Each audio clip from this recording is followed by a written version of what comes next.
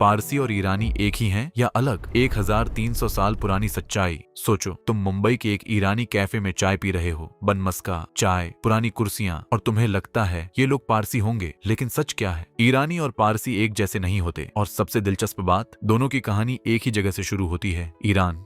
फिर भी आज अलग क्यों है? भारत में पारसी नाम तुमने जरूर सुना होगा, टाटा, गोदरेज और ईरानी कैफे। लेकिन एक सीधा सवाल, क्या ईरानी और पारसी एक ही हैं? इसका जवाब समझने के लिए हमें जाना पड़ेगा 1300 साल पीछे, 7वीं सदी के आसपास। ईरान, जिसे तब पर्शिया कहा जाता था, वहाँ एक शक्तिशाली साम्राज्य था, सासानियन साम्राज्य, और वहाँ का मुख्य धर्म था ज़ोरोएस्ट्रियन धर्म। यह एक संगठित राज्य धर्म था जिसमें अग्नि मंदिरों और रीतियों का बहुत महत्व था। 7वीं सदी में अरब मुस्लिम सेनाओं ने पर्शिया पर हमला किया और कुछ ही सालों में सासानियन साम्राज्य समाप्त हो गया। इसके बाद पर्शिया पर इस्लामी शासन स्थापित हुआ। इसका असर धीरे धीरे दिखने लगा, इस्लाम फैलने लगा, ज़ोरोएस्ट्रियन आबादी कम होती गई और उनकी सामाजिक स्थिति कमजोर होती गई। ये एक धीरे धीरे होने वाली प्रक्रिया थी, एक ही दिन में सब नहीं बदला। इस स्थिति में कुछ ज़ोरोएस्ट्रियन लोगों ने तय किया वे अपना धर्म नहीं छोड़ेंगे, और 8वीं से 10वीं सदी के बीच ये लोग ईरान से भारत आए, समुद्र के रास्ते गुजरात पहुंचे। यहाँ उन्होंने अपनी नई जिंदगी शुरू की।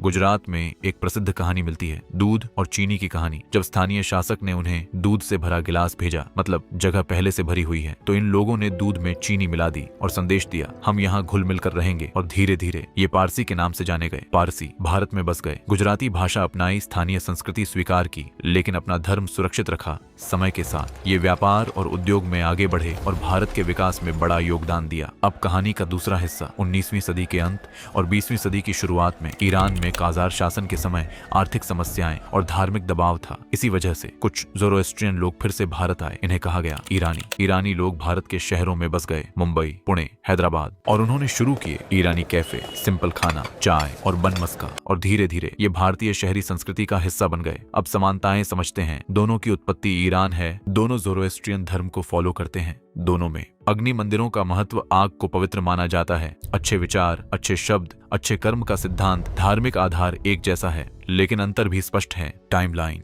पारसी 8वीं से 10वीं सदी, ईरानी 1800 से 1900 के दशक। कल्चर, पारसी भारतीय संस्कृति में पूरी तरह घुल मिल गए।